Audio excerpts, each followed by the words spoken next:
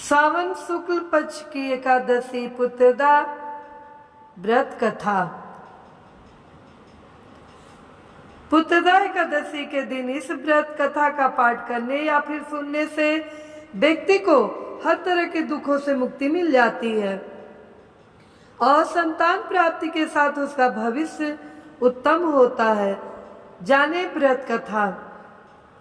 हिंदू धर्म में एकादशी का विशेष महत्व है।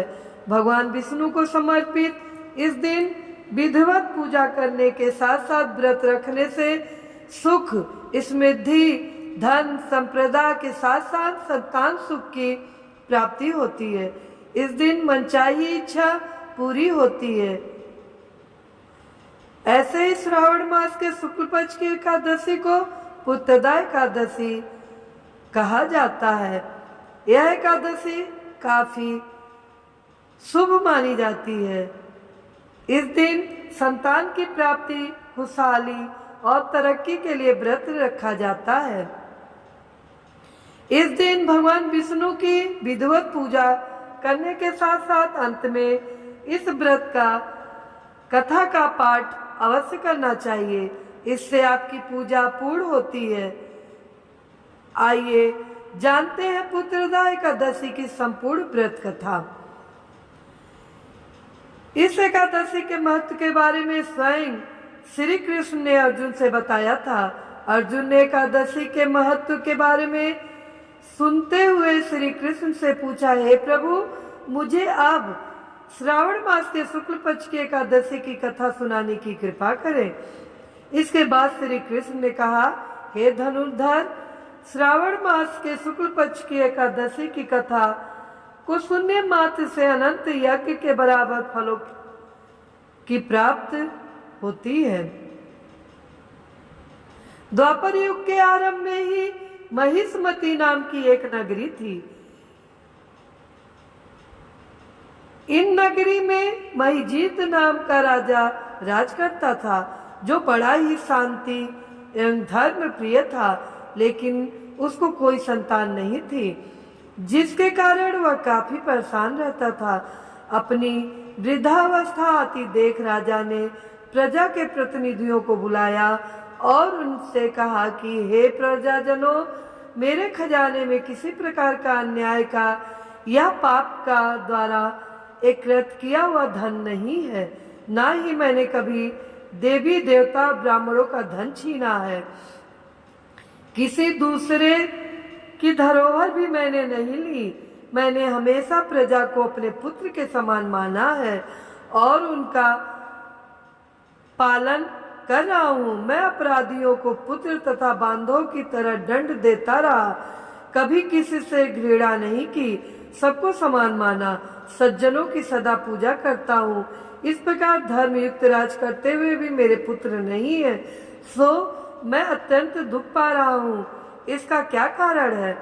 राजा महिजीत की इस बात को विचारने के लिए मंत्री तथा प्रजा के प्रतिनिधि वन को गए। वहाँ बड़े बड़े ऋषि मुनियों के दर्शन किए।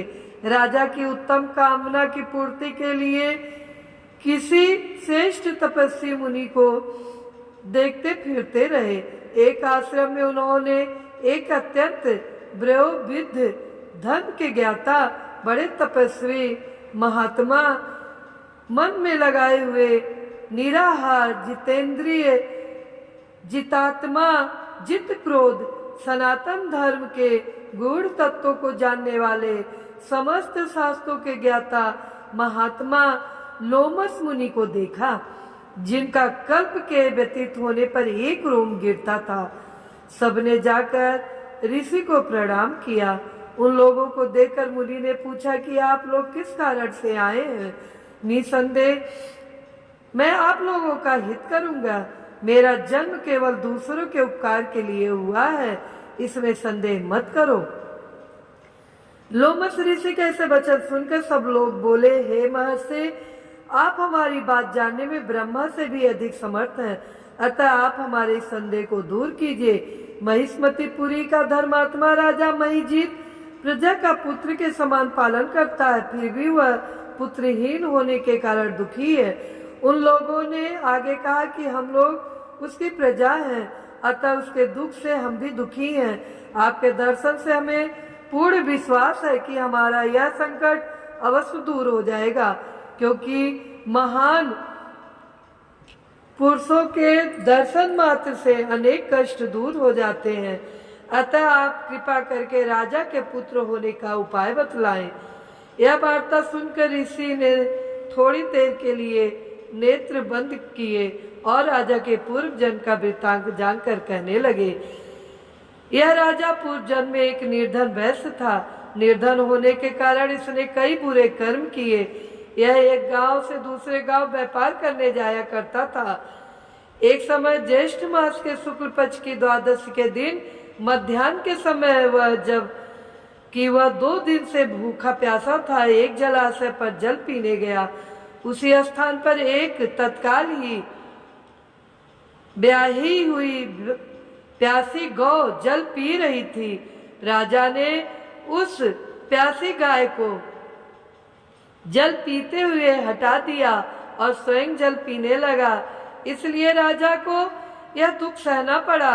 एकादशी के दिन भूखा रहने से वह राजा हुआ और प्यासी गौ को जल पीते हुए हटाने के कारण पुत्र वियोग का दुख सहना पड़ रहा है।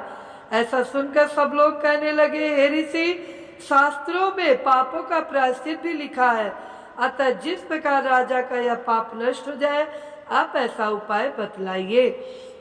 लोमस ऋषि कहने लगे कि श्रावण शुक्ल पक्ष की एकादशी को, जिसे पुत्रदा एकादशी भी कहते हैं, तुम सब लोग व्रत करो और रात को जागरण करो, तो इससे राजा का यह पूर्व जन्म का पाप अवश्य नष्ट हो जाएगा।